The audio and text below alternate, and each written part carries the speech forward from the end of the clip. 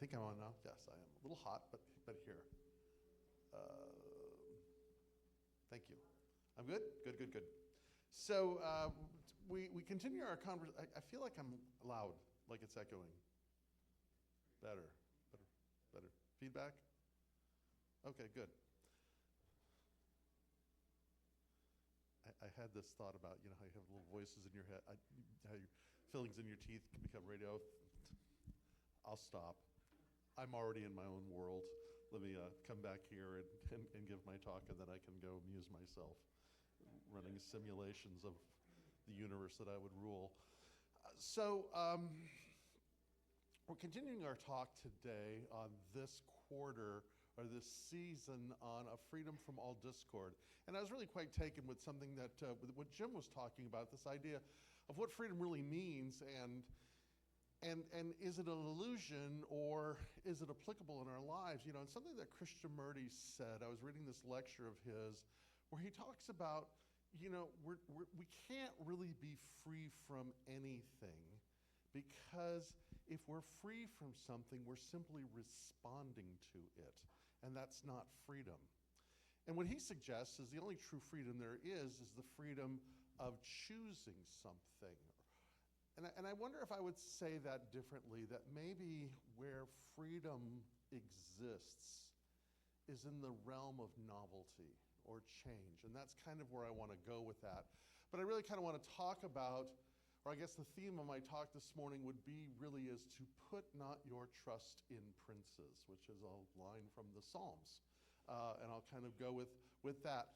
And I want to say that, this was an interesting week for me because there were several things that were influencing or inspiring me or causing me to just kind of reflect on.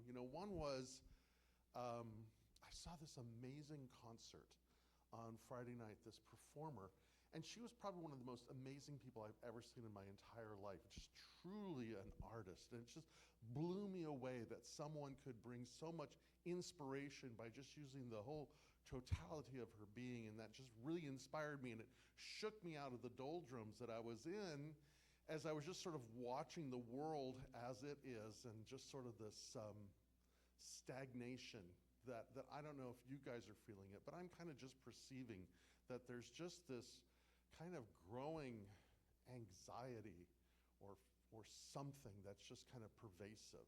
So I was that, and then I was also, just the kind of things where I was reading and the things that I was interested in. So a little bit of old school, a little bit of new school. But, I should open my look at my notes here and see what I'm actually going to talk about. Excuse me just a second here. There we go.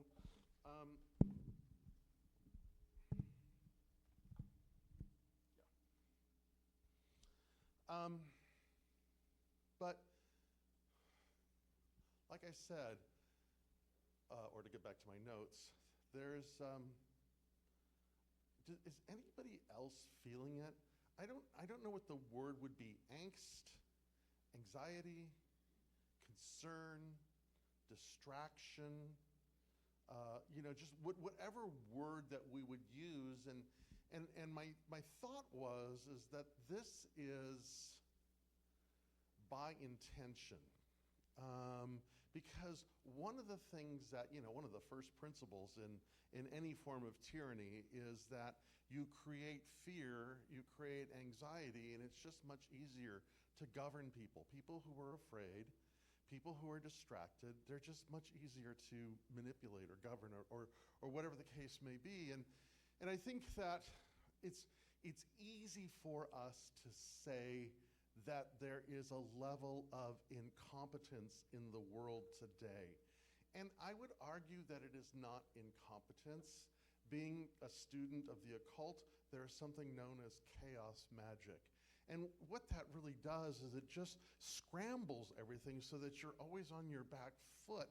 And this idea then is that it's easy for us to think that whether we look at the tech world or whether we look at the government world or whatever angle that we want to look at and say that they don't know what they're doing. And maybe there's a part where they're lacking insight as to what is happening. But I don't think that we should be fooled to think that what is happening is incompetence. And I would just offer, for the sake of the conversation today, that it is by design. It is by design in the sense that kind of keeps us at this place where we're constantly reacting or constantly responding, or at least I feel that I am. And I think part of that also happens to be, and I'm not pointing the finger at any one person or group of people, but if you think of the world that we are living in today, it is built on lies. We can try to whitewash it and candy coat it to say, whatever we want to say, but lies which are intentional untruths to distract us from one place to the other. And the result of that, I think, is we find ourselves in a world today where we really don't care collectively about solving problems anymore. We respond. I mean, when was the last time there was a school shooting and we didn't react with horror? Or we look at the natural disasters and we just accept them as kind of how it is, and it's sort of the price of admission to live in the world. But I think even more insidious is we've lost the ability to distinguish between good and evil. And I am using the word evil because there are things that are happening, and whatever your tradition is, and last week I talked about this idea of compassion and how compassion or justice are sort of governing principles, and we're just sort of apathetic about those as values collectively anymore. And so where do we kind of go with this? And I was thinking in terms of, I'm kind of old school. There's this line from Psalm 146. And I'm reading from the Common English Bible. I kind of like the King James because it's much more poetic, but this one is what I'm using here. And he says this: don't trust leaders. Don't trust any human beings. There's no saving help with them. Their breath leaves them, then they go back to the ground. On the very same day, their plans die too. Put not your trust in princes, kings, potentates, tyrants, presidents, governor, whatever you want to say, put not your trust in those, because there's always an agenda on those. Whenever it is personality driven, whenever it is a populist agenda, there is always going to be a resistance to change. And I would refer to some of the people that have written critiques on this. George Orwell comes to mind, and this isn't a Christmas story with George Orwell, but and those of you who remember get the joke. But Orwell wrote about this, and it's interesting how many revolutions simply become tyrannies over and over and over again. Marilyn Ferguson wrote this wonderful book called The Aquarian Conspiracy, and she talked about how during the 60s, there was this great populist movement for real social change that never actualized itself because there was no inner work being done. It was all kind of at the external, and now, the most radical of the 60s are the, grumpy get off my lawn baby boomers now who are settling in their own comfort and would much rather not be bothered with how things are. So there's this interesting kind of juxtaposition or shift. And being an old hippie and being someone who remembers these things, I can't help but think of Tolkien, of course, because I've been reading him a lot lately, and I've been reading some of his letters. And he's such an interesting person, because not only was Tolkien a brilliant writer, he was also an incredible reader.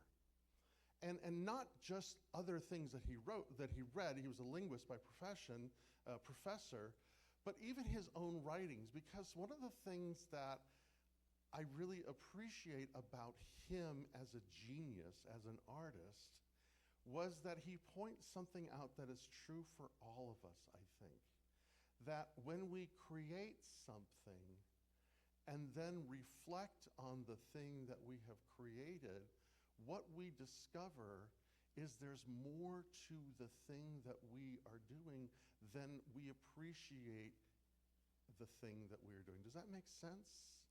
Like sometimes you write something or you think something or you create something, and all of a sudden you go back and you say, wow, there was really a lot more to that than I originally thought. And that if I allow myself to kind of follow that thread some more, there's some really powerful things. An example is that when Tolkien wrote The Hobbit, he had been working on something called the Legendarium for decades. And it's this, I mean, he created languages and histories and ages and all this other kind of stuff that he had been working on since he was a child. And then he wrote this childhood book called The Hobbit. And the publishers said, that was a really good book. You should write something else. And he was trying to think of what he could do. And what he realized is, without having written it, The Hobbit became the bridge to all the work that he had been created. And part of that bridge was the ring, which he had no idea that it had the power that it had in The Hobbit that would roll out later. But it tapped into something deeply, deeply powerful. And one of the letters that he writes about is he talks about how when he was writing, he says that, he said, you know, that first, what he thought it was about power and domination. But as he studied it more, it wasn't so much about power and domination as it was with mortality. And then it wasn't even so much about mortality as it had to do with the resistance to change. Something that Stephen Pressfield says in his book, The Art of War, or The War of Art, is he says that if there is an evil in this world, it is resistance. And Tolkien created this incredible world that was so nuanced. But part of what happens in the force of evil is this desire to dominate. And that domination really comes from, there's this whole subtext of mortality, but in that, the resistance to change and wanting to make things or remake things in an image that is stable and predictable and knowable. That's something that Herman Rosas says, that kind of world is a dead world. It's a world without the opportunity for novelty. And for Tolkien, the antidote to evil, the antidote to power and domination is art. He writes in one of his letters, he says, and he's talking about the elves, he says, their magic is art, delivered from many of its human limitations, more effortless, more quick, more complete product and vision in unflawed correspondence.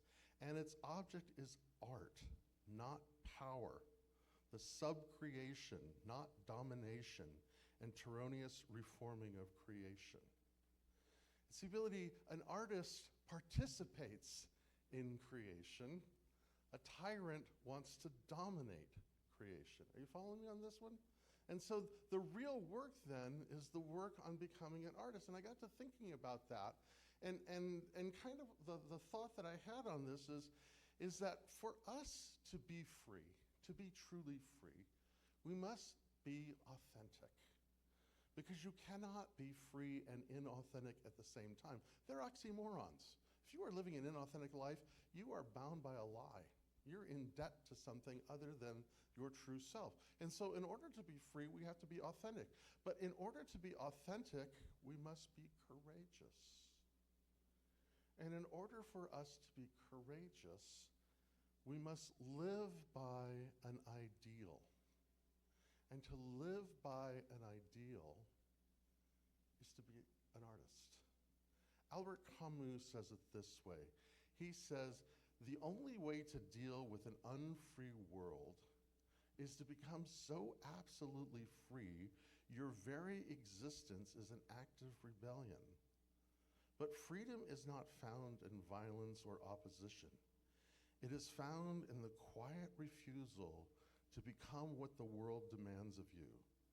To remain gentle in a brutal age is an act of revolt. And what I would offer is to be an artist in a world of cliches is an act of rebellion.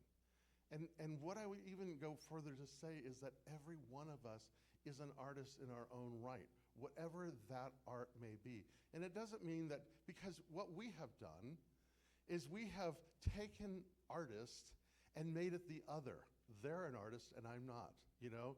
Taylor Swift is an artist, questionably, but I'm not. This person is an artist because they're famous. That person's an artist because they're famous, because they're making money at it, because they're doing this and doing that. Forgetting the fact that each and every one of us has been called to participate in the creation of the cosmos that we are living in. Something that I've been talking about a lot is this idea that the world is as I am. The world is as I am. This is an old adage. And what it's basically saying is how I perceive things to be is how I experience them. And that my choice, my freedom comes from recognizing that I am part of something greater than myself.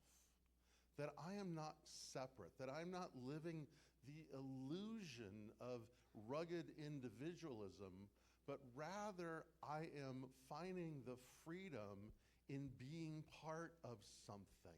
And that kind of freedom does not mean, I get to do whatever the heck I want to do.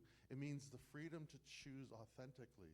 The freedom to choose, what Carl Jung says is the greatest opportunity of a lifetime is to choose who you are. It's that sort of thing. And what I would offer is, it means that we say no to other choices. I've said this before because this was one of those seminal moments that changed my life completely. I was probably I know I was in my late 20s. I couldn't give you the exact date, but somewhere in my late 20s. And one of my friends invited this Catholic priest over one of my roommates invited a Catholic priest over to our house for dinner. That dinner changed my life because the guy quoted Augustine, of all people, and he said, what Augustine says is if you love God, you can do whatever you want. What? If I love God, I can do whatever I want? You mean all I have to do is love God and then I can, do whatever it is I was doing at 27? But see, there's something about the power of love that causes us to choose the good.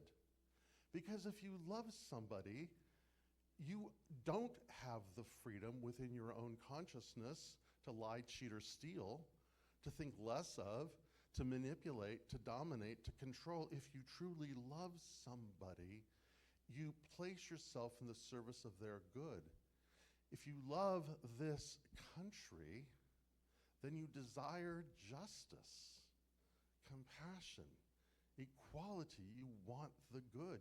If you love this planet, then you desire the health and the well-being of this planet. The choice of loving something narrows your egoistic choices and focuses them on the possibility of the good, and that possibility of the good therefore creates a sense of novelty. Last week I talked about that.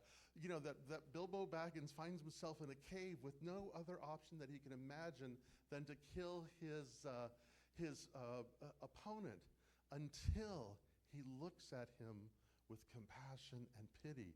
And then all of a sudden, a strength awakens in him, a power becomes there to him that heretofore he didn't even know that he had. And what I would offer is that is true for each and every one of us. The minute we are compassionate with ourself, possibilities open to us that we didn't even know we had. The minute we are compassionate towards another, possibilities open that we didn't even know were there. We live in a world of chaos and estrangement and the blaming of the other. And the minute we can take compassion for the other, new solutions and opportunities arise that we didn't even know were there.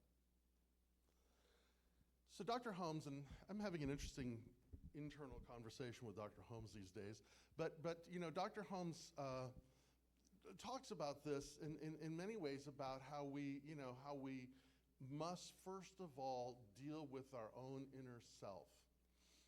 And something that I'm interested in these days a lot are some of the old school New Thought writers. There's this one character, his name is Christian Larson, and he is, like most of us, dubious in some ways, as anybody kind of is. I have given up finding the ideal person. They're just, if it ain't me, it ain't nobody. But he also was an artist, and he was a writer, and he wrote something back in 1910 that sort of became his credo, that then in 1922 was picked up by the optimists and sort of became their manifestation. And what I want to offer to you from this early New Thought leader and writer is a meditation, a credo, if you would, that I'm just going to offer to you to reflect upon.